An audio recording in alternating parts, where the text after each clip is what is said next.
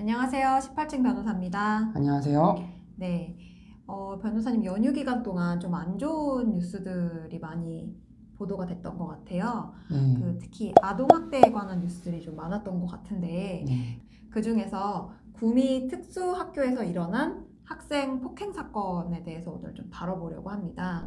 그 청와대에 이제 이런 청원이 올라왔다고 해요. 고3 남학생이 특수학교를 다니는 지적장애인 1급 학생인데 그 학생이 학교에서 호흡곤란 증세를 보여서 병원으로 실려간 거예요. 그리고 2달이 지나도록 지금까지 의식이 없다. 네, 의식이 없는 상태라고 합니다. 안타까운 사건인데요. 그 사실관계에 대해서 이제 청와대 청원에도 올라오고 그리고 언론에서도 좀 여러 차례 보도가 됐어요.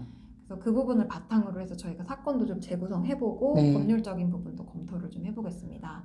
우선 간단하게 청원 내용이랑 기사 종합해서 말씀을 드리자면은 네. 그 2020년 11월 18일 날 그 학생이 호흡을 할 수 없다, 자가호흡이 안 된다는 상태로 돼서 그 병원에 이송이 됐고 지금 현재는 외사 상태라고 하고요. 그리고 그 학생이 쓰러질 당시에는 그 교실에 담임교사 1명, 사회 복무요원 1명, 그리고 다른 학생들까지 해서 총 6명이 있었다고 해요. 그리고 병원에서 학생의 몸을 이제 살펴봤겠죠. 봤더니 여러 군데 이제 상처가 있었다 그래요. 일단은 머리 뒤쪽에도 상처가 있었고, 귀 뒤쪽에 피멍이 있었고, 그리고 무엇보다도 다리 쪽에 묶였던 흔적이 있었던 것 같아요.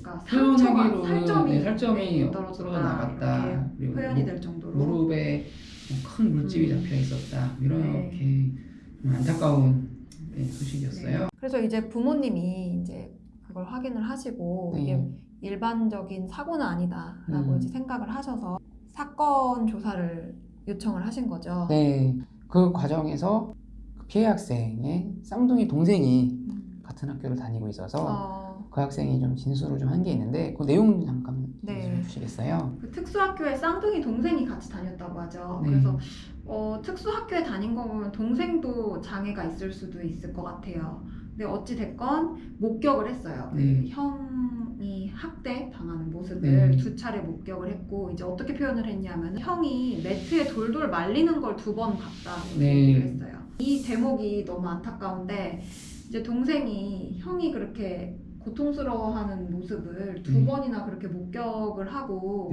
결과적으로 이렇게 뇌사 상태까지 빠졌으니 얼마나 트라우마가 심할까. 돌돌 말린 것만 해도 되게 안 좋은 상황인데 심지어 그 동생 진술에 따르면은 돌돌 말린 상태에서 다른 학생들이 올라탔다까지도 얘기가 나오는 걸 봐서는 굉장히 큰 압박과 충격이 있었지 않았을까라는 생각이 들긴 하네요. 거기에 대해서 담임교사도 어떻게 뭔가 입장 표명을 했을 것 같은데 어땠나요? 이 담임교사는 이제 이 사건을 뭐라고 해명을 했냐면 호흡 정지가 온 상황이 이 학생이 하교하는 길에 신발을 신다가 넘어졌는데 그 후로 호흡 정지가 와서 병원으로 이송을 한 거다 이렇게 얘기를 했어요. 그러면은 매트로 돌돌 말았다는 점에 대해서는 인정을 하는 상황인가요? 어떤가요? 그거는 인정을 하는 상황인 것 같더라고요. 청원에 이제 올라온 내용으로는 담임교사가 이제 학생 어머니에게 전화로 매트로 많은 행위를 가끔 한다라고 얘기를 했다고 해요. 그래서 이게 궁금한 게 이제 특수학교잖아요. 특수학교면 이제 장애가 있는 학생들이 이제 다닐 거고 고3이면 덩치도 크고 이제 힘도 셀 거라고 그렇죠. 고3 남학생 에너지가 넘치죠. 그래서 어쨌든 이게 일반 학생과는 달리 이상 행동이나 과잉 행동을 보일 때가 있을 텐데 이 매트로 이렇게 좀 압박을 하는 이 행위가 어떤 특수학교의 매뉴얼처럼 이루어지는 건지 그 부분이 저는 궁금하더라고요. 담임교사가 둘둘 많은 행위가 있었다고 가끔 진행된다라고 얘기할 정도라면은 만연해 있는 게 아니었을까라는 생각도 들고요. 또 어떤 면에서는 인지 능력이 좀 부족한 학생을 통제하기 위해서 사실 물리적으로 가장 이렇게 다치지 않고 안전한 방식이라고 생각했을 수도 있을 것 같아요. 그래도 매트면 딱딱한 거는 아니니까. 그럼 거기에 대해서 그 학교의 교실에 다른 학생들도 있었다고 하는데 네. 그 학생들도 무슨 얘기를 한 것 같아요. 네, 그 학생이 같은 반 학생이 이제 목격을 했는데 둘둘마리를 했는데 갑자기 숨을 안 쉬어. 둘둘마리를 해서 이렇게 진술을 했다고 해요. 그러니까 이 학생 진술에 따르면 둘둘마리를 하는 하는 과정이었죠. 과정에서 네. 이제 호흡 정지가 온 건데, 그러니까 선생님이 담임교사가 했던 말이랑은 배치가 되죠. 네. 담임교사는 그게 아니라 네. 신발을 갈아 신을 때 쓰러졌다고 얘기를 했고 간극이 상당히 큽니다. 그래서 그 진행 경과는 지금 어떻게 되고 있어요? 사고 발생 이틀 후에 부모님이 네.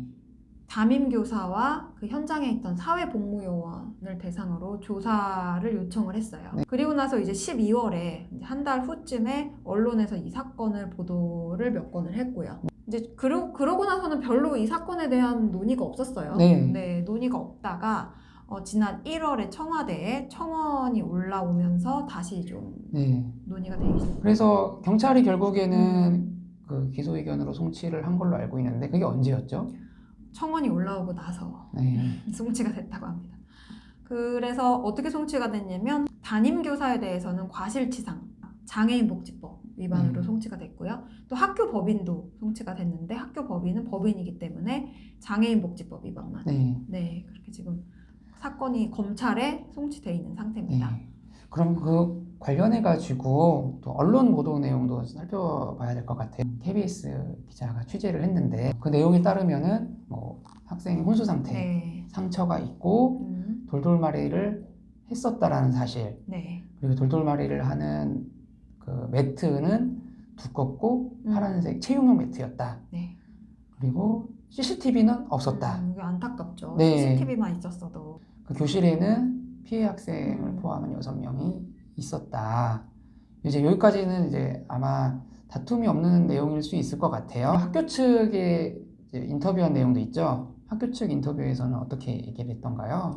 학교 측에서는 좀 전에 말씀드렸던 대로 매트를 덮는 행위는 있었는데 그걸 통해서 이제 진정이 됐고 그리고 하교를 하기 위해서 신발을 갈아 신는 과정에서 넘어져서 쓰러졌고 그 이후에 호흡 정지가 왔다라고 얘기를 했어요. 네, 그러면 이 사건에 대해서 저희는 이제 변호사다 보니까 형사적 문제 부분에 대해서 한번 얘기를 한번 해볼게요. 네. 어떤가요? 우선은 이게 CCTV가 없으니까 참 증거 확보가 어려울 것 같아요. 제일 중요한 진술이 담임교사의 진술과 사회복무요원의 진술일 텐데요. 물론 학생들도 진술이 있지만 지적장애 수준이 어느 정도인지 알 수가 없죠. 진술의 신빙성을 좀 판단을 해야 될 것 같고요.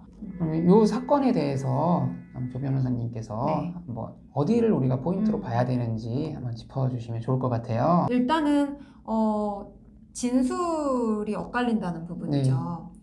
그 담임교사 측과 이제 같은 반 학생, 동급생, 목격자의 친구들. 진술이 엇갈리는데 제가 담임교사나 학교 입장이라면 그렇게 주장을 하겠죠. 이제 지적 장애나 어쨌든 특수학교 학생이기 때문에 진술의 신빙성을 인정하기가 어렵다 이렇게 아마 주장을 할 거예요.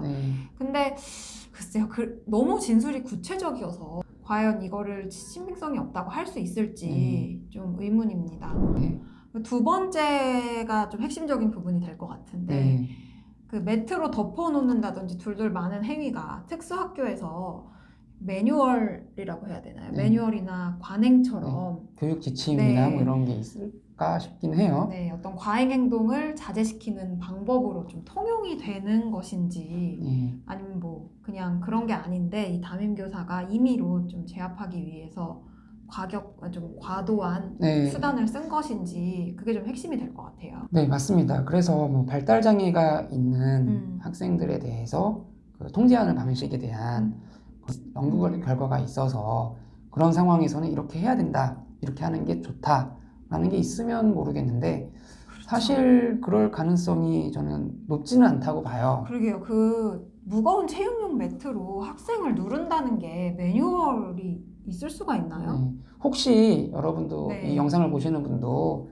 그런 매뉴얼이 있다는 사실을 알고 계시는 분이 있으면은 저희한테 한번 제보 좀 부탁드릴게요. 두 번째는 이 매트가 상당히 무거운 물건이란 말이에요. 결국에는 매트로 돌돌 감는다 또는 매트로 덮는다. 근데 덮는 상황에서 그 학생이 굉장히 흥분한 상태다라고 했을 때 그 교사 한 명이 단독으로 그 행위를 할 수 있었을까라는 네. 데는 또 의문이 들어요. 아마 상상하기로는 사회복무요원의 도움을 받지 않았을까 생각을 해보는데, 네. 그렇게 되면은 공범이 되는 거죠. 네. 네. 또 궁금한 게 경찰에서 기소 의견을 송치한 내용을 보면은 그 과실치상이라고 돼 있어요. 거기에 대해서 어떻게 생각하세요? 그 아까 말씀드렸던 것처럼 네. 어떤 매트로 덮는 행위가 통용된 훈육 방식으로 매뉴얼화 돼 있는 것이라면 그 매뉴얼대로 했는데 아이가 다쳤다 라는 거니까 과실치상이 될 수 있겠죠. 그렇지만 그게 아니라면, 그리고 그 통용된 매뉴얼을 넘어서 이제 선을 넘은 어떤 방식을 택해서 아이가 그렇게 다치게 됐다면 그건 과실이라고 보기는 어려울 것 같아요. 아무튼 경찰이 과실로 상해를 입혔다는 것까지는 파악이 됐다는 걸로 보이잖아요. 수사 결과 그렇게 된 거죠. 그렇다는 것은 어쨌든 이 아이가 다친 과정에 선생님의 개입이 있었다는 뜻으로 봐도 될 것 같아요. 그렇죠. 네네. 그래서 학생 혼자 그냥 그 학교 측 인터뷰한 내용대로 혼자 신발을 신다가 넘어져서 호흡이 정지됐다는 아닌 걸로 저희는 생각이 돼요. 이 영상을 보시는 분들은 이게 가장 궁금할 것 같은데 그 처벌 내용이 어떻게 될지에 대해서 한번 얘기를 한번 해보는 게 좋을 것 같아요. 네, 일단 아까 대화했던 것처럼 저희 생각엔 이게 과실치상으로 보기는 좀 어려운 거죠. 그럼 과실치상이 됐을 때는 처벌을 어떻게 하나요? 과실치상은 처벌이 굉장히 약합니다. 과실치상일 경우에는 500만 원 이하의 벌금, 구류 또는 과료에 처한다고 규정돼 있어요. 그러면은 만약에 과실이 아니다. 그래서 그냥 상해다. 고의로 인한 상해다. 그렇게 되면 어떻게 되나요? 상해죄의 경우는 일단 기본적으로 7년 이하의 징역, 10년 이하의 자격정지 또는 1천만 원 이하의 벌금에 처한다고 규정되어 있어요. 근데 이런 경우는 단순 상해가 아니죠. 그죠. 상해를 통해서 아이가 심대한 지금 상해를 입었잖아요. 지금 생사를 오고 갈 정도로 굉장히 중상해를 입었기 때문에 이거를 저희는 중상해라는 표현을 써요. 그럴 때는 어떻게 되죠? 그 경우에는 좀 더 형이 높은데요. 1년 이상 10년 이하의 징역에 처합니다. 여기서 끝나지가 않아요. 우리가 아까 말씀하셨던 대로 그 매트라는 게 혼자 옮기기가 좀 무거운 혼자서 물건이잖아요. 움직여서 돌돌 말거나 덮어주는 것도 거의 불가능하죠. 사회복무요원이 함께 했다면 그러면은 이제 특수상해가 되는 거죠. 특수상해면은 더 무거운 거 아닌가요? 그렇죠. 그럼 중상해의 특수상해인 거죠. 그러면 형이 더 높아져요. 2년 이상 20년 이하의 징역에 처한다고 규정되어 있습니다. 자, 이 사건 어떠세요? 전 이 사건에서 제일 안타까운 게, 아이 물론 안타깝지만 그 특수학교에 CCTV가 없다는 게 좀 많이 안타까웠어요. 진술을 확보하기도 어렵고 그리고 그 본인 스스로도 진술을 잘 할 수가 없는 아이들인데 그때 CCTV가 있었으면은 그때의 상황을 가장 잘 보여줄 수 있고 그게 제일 안타깝죠. 네, 그렇습니다. 보통 이제 어린이집에도 CCTV가 있는 이유가 아이들이 좀 더 보호가 필요하기 때문이잖아요. 특수학교도 어린이집과 다를 바가 없다는 생각이 드는데 왜 특수학교에는 CCTV 설치가 아직까지 안 됐는지 좀 의문이네요. 어쨌든 그 뇌사 상태에 빠진 학생이 얼른 치료를 끝내고 회복을 해서 건강하게 우리 품으로 돌아왔으면 좋겠어요. 자, 이상으로 18층 변호사 마치겠습니다.